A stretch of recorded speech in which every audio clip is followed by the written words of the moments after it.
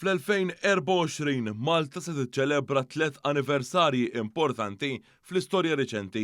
L-anniversarju importanti li se jfakkar pajjiżna is-sena d-dieħla huma s-60 sena meta Malta saret indipendenti, il-50 sena meta Malta saret repubblika, il-45 sena minn meta Malta kisbet il-ħelsien u l-20 sena minn meta pajjiżna sar membru stat tal-Unjoni Ewropea. Fil-21 ta' Settembru tal-1964 Malta saret indipendenti wara aktar minn 160 sena ta' ħakma Brittanika.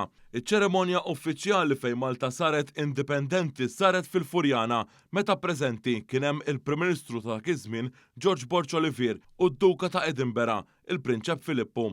Fl-2024 Malta se ċelebra is-60 sena minn din il-kisba importanti fl-istorja ta' pajjiżna meta Malta saret stat sovran.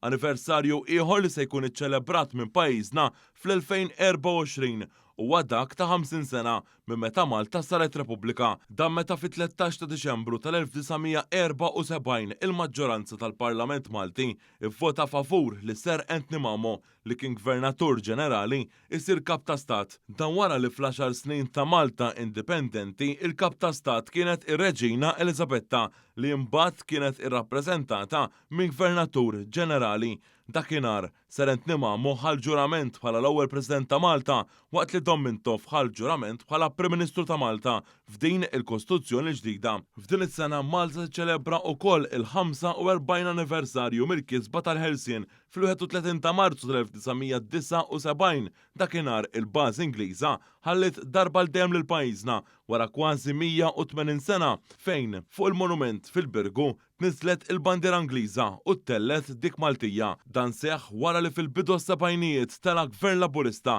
immexxi mill-Perit Dom Mintoff u nnegozja mal-Gvern Brittaniku biex iħalli l-pajjiżna fl-aħħar ta' Marzu tal-1979 flimkien ma' pakkett finanzjarju b'saħħtu. Is-sena d-dieħla jum il-ħelsien se jaħbad eżatt f'jum l-Għid il-Kbir. Dan filwaqt li fl-istess sena pajjiżna jfakkar ukoll l-20 sena minn meta Malta issieħbet bħala Stat Membru tal-Unjoni Ewropea fl-ewwel ta' Mejju tal-2004.